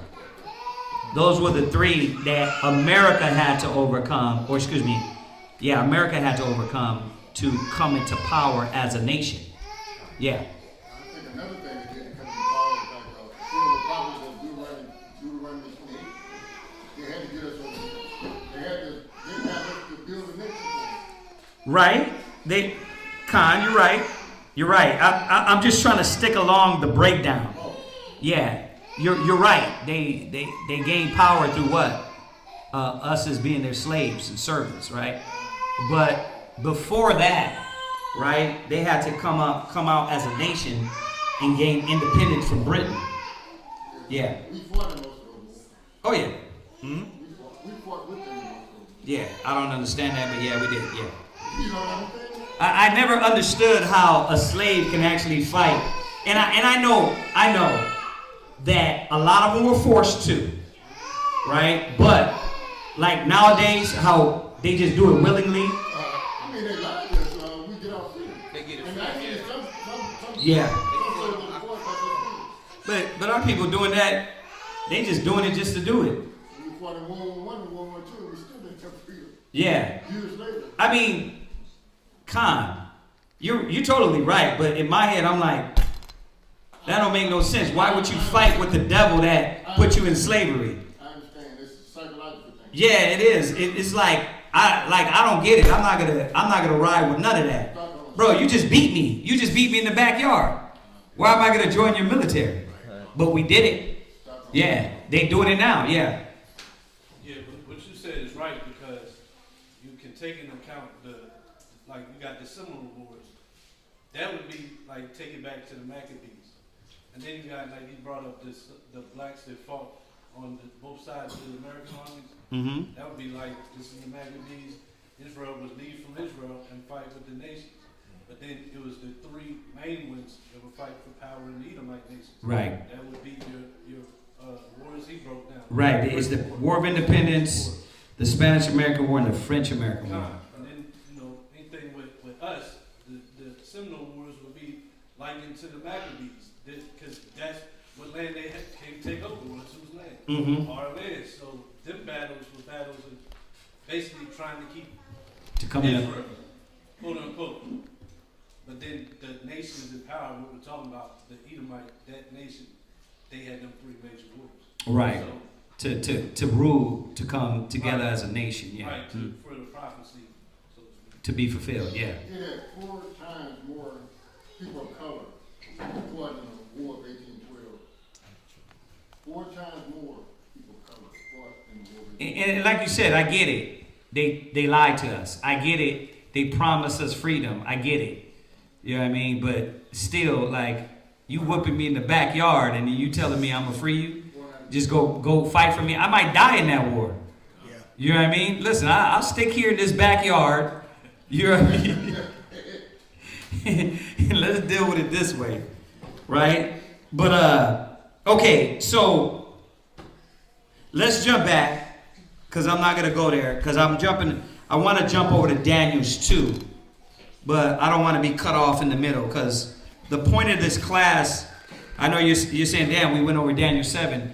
I wanted to go over that they were a nation of iron and clay. But we had to go through this to get to this point. So let's finish that Daniel 7 real quick.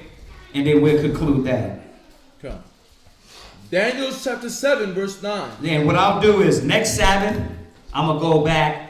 I'm going to start in Daniel's 2, since we got all of this out of the way. And now we can go into the beast Babylon and correlate everything together. Go ahead. Daniel chapter Further. 7. I should say further. I mean, now it should be clear as far as the last kingdom of Daniel 7 was who? The Romans. It's telling you right there. If y'all didn't get it, it's telling you. Before Christ come back, the latter kingdom was who? Who are they? The Edomites, right. But see, people don't put it together. They're like, well, how do you know? The white man is America? It says it right here. Literally, the last kingdom was the Romans, right? But what they do is play word games. Oh, the white people ain't Romans. They're the same people. The Greeks, the Romans, the Spanish, the French, the Germans, the Russians, the British Caucasian, German Caucasian. They're all Caucasian from the Caucasus, right? If you were just to leave it right there and show them, look, Christ is coming back and they're going to be in power, right? But they don't put it together. They're like, well, wait a minute, the Romans is already out of power. No, they never really left power. They transcended from one reign to the next, right? It like for instance, when Obama came into power, did all of a sudden this not become an Edomite kingdom? Like, we were no longer under the rule of America? No, hell no. There were black generals that ruled before, right? When you deal with Septimius Severus, right?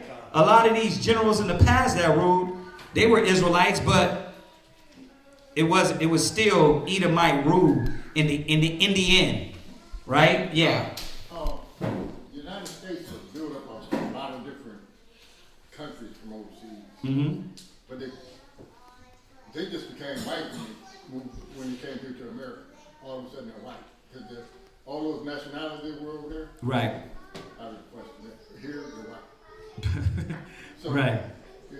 What are you saying? You're saying the people that come from over there? Yeah, the people who come from all these different countries, the Romans, Oh, right. Greece and Britain. Yeah, we look at them. You're a white person. They're white now. Yeah. But over there was a different nationality. What do you mean by that? When they were there was Romans, or there was Greece, Right. Grecians, Turkish. But when they come here, they give up all that nationality to become an American. Oh, to assimilate. They become white. Oh, I got you. Yeah. Yeah, go ahead and finish that. Come. Daniel chapter 7 verse 9. I beheld till the thrones were cast down, and the Ancient of Days did sit, whose garment was white as snow, and the hair of his head like the pure wool. Right. His throne was like the fiery flame, and his wheels as burning fire. And y'all know the wheels are talking about the chariots. Go ahead. A fiery stream issued and came forth from before him. Thousands ministered unto him. Right. And 10,000 stood before him. The judgment was set, and the books were opened. Right. So, without going into all that, because we can go into the depths of that too, the judgment, the books open. We talked about that before. The book of life, the books of all the things that you were going to be judged out of, right? So, anybody got any question on that? With me, I try to make it as simple as possible so it won't over confuse brothers and sisters. 4 kingdoms ruling, right? In the end, Yahushua is going to come forth, right? That's right. The point of me going over this was to show this kingdom of iron and clay. We'll get to that next time. But does anybody got any questions on that? I wanted to do it to where the kids can understand. Like, it was so easy. Instead of me flipping to 50 scriptures for each verse, they just get the basic comprehension of these are 4 kingdoms that came into power, that Daniel was given this vision. And these kingdoms ruled the earth at a particular time, right? The last kingdom was the Romans, right? And in that last kingdom, it said Yahushua, the Most High, was going to give Yahushua power and rule. That's right. Okay, when you read down. All right, so no other questions on that? Yeah. Verse 17 Verse 7. What about it?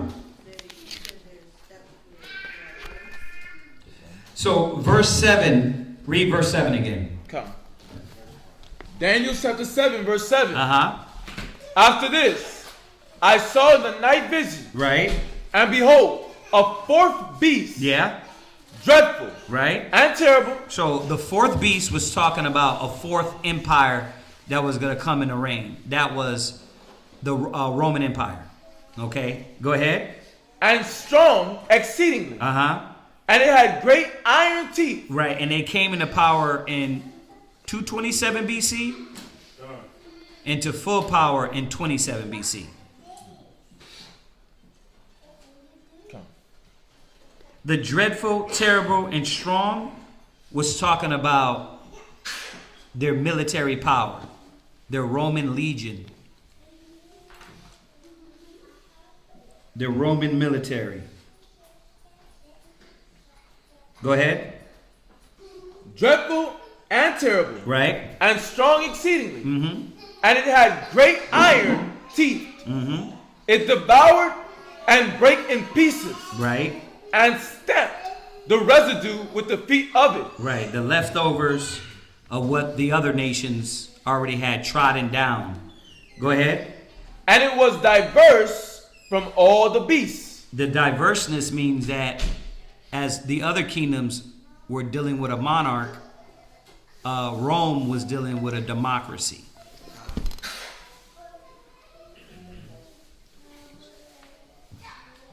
Go ahead.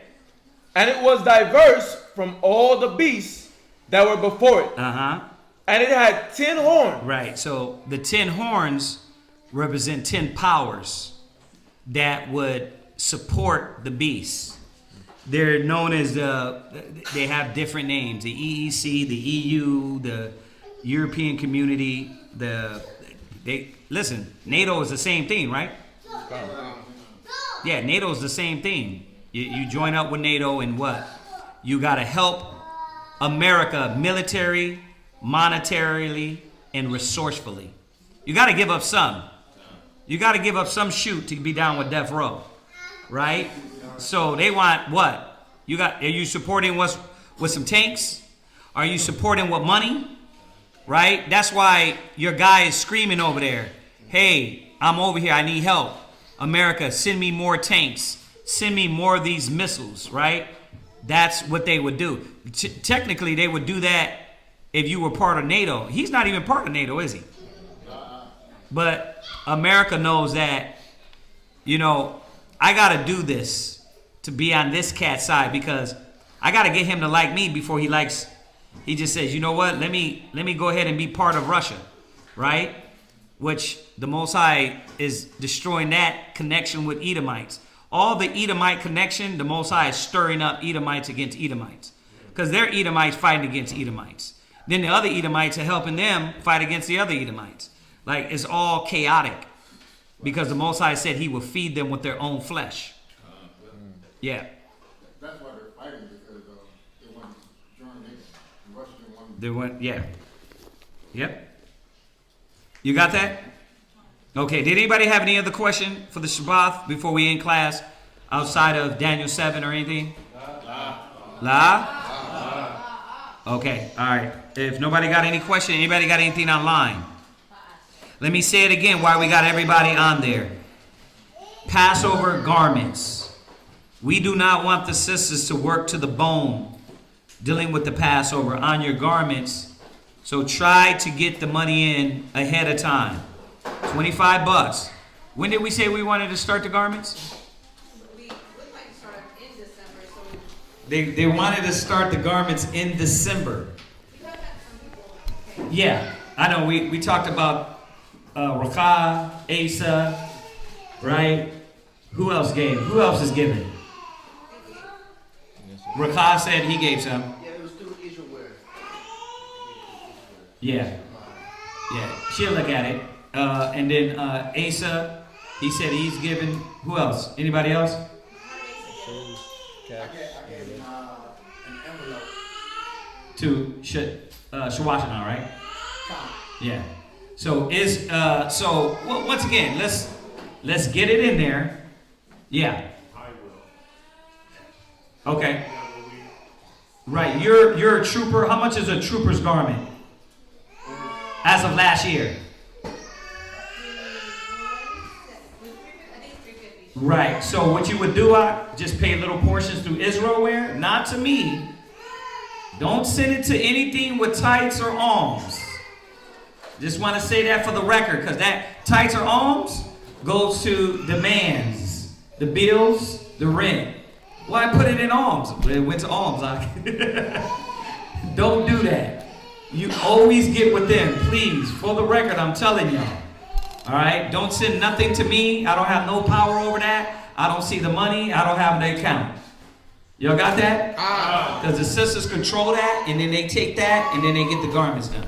All right? But yeah, you can, in December, they're trying to start them out. So if you can pay your portion, if brothers can pay their portion. Y'all got to think about it, man. Who's coming in the Passover? Look at how many men are coming to the Passover, and look at how many boy men are coming to the Passover. They got to do all those garments. You know what I mean? So if you're coming to the Passover to celebrate the Lord's Passover as commanded, please help out.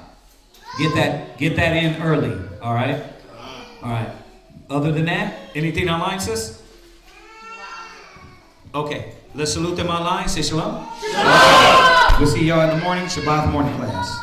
Chilling up in the kingdom, chilling with Yahweh Shai and all the brothers and the sisters.